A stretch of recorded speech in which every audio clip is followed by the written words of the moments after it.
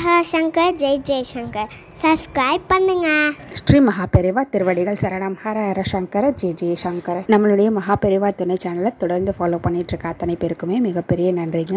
நம்ம வாழ்க்கையில் நமக்கு எவ்வளவுதான் கஷ்டங்கள் துன்பங்கள் இருந்தாலுமே அதை நம்மளுடைய வழிபாட்டு முறைகள் மூலமாகவும் நம்ம பண்ணக்கூடிய சின்ன சின்ன விஷயங்கள் மூலமாகவும் அந்த கஷ்டங்கள்ல இருந்து துன்பங்கள்ல இருந்து நம்ம விடுபடலாம். நம்ம ஒட்டுமொத்த குடும்பமுமே இருக்கக்கூடியது அப்படின்னு பார்த்தீங்கன்னா நம்மளுடைய வீடு தாங்க ரொம்ப ரொம்ப முக்கியம். அந்த வீட்டை நம்ம எவ்வளவுக்கு எவ்வளவு பாசிட்டிவாக வச்சுக்கிறோமோ அந்த அளவுக்கு நமக்கு நல்லதெல்லாம் நடக்குங்க. அப்படி நம்ம வச்சுக்கணும் அப்படின்னா என்ன பண்ணணும் அப்படின்னு கேட்டால், தினந்தோறும் வீட்டில் ஒரு முறையாவது விளக்கேற்றணும். நம்மளுடைய குலதெய்வத்தையும் இஷ்ட தெய்வத்தையும் மனசார பிரார்த்தனை பண்ணியே ஆகணும். நான் சொன்ன மாதிரி இந்த விளக்கு ஏற்றும் பொழுது கூட சில விஷயங்களை நம்ம பண்ணும் பொழுது நமக்கு இருக்கக்கூடிய கஷ்டங்கள் தரித்திரங்கள் இது எல்லாத்தையுமே விலகி ஓட செய்யலாம். அது என்னன்றதை இந்த பதிவில் பார்க்கலாங்க. நீங்கள் இன்னுமே நம்ம சேனலை சப்ஸ்கிரைப் பண்ணாமல் பார்த்துட்ருக்கீங்கன்னா உடனடியாக சப்ஸ்கிரைப் பண்ணிக்கோங்க.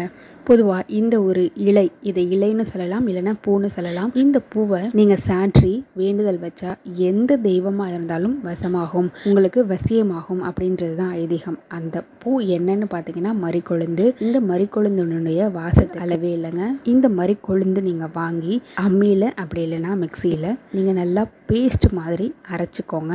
சுத்தமான தேங்காய் எண்ணெய் வாங்கிக்கோங்க. அந்த தேங்காய் எண்ணெயில் இந்த மறிக்கொழுந்து பேஸ்ட்டை போட்டு காய்ச்சுங்க.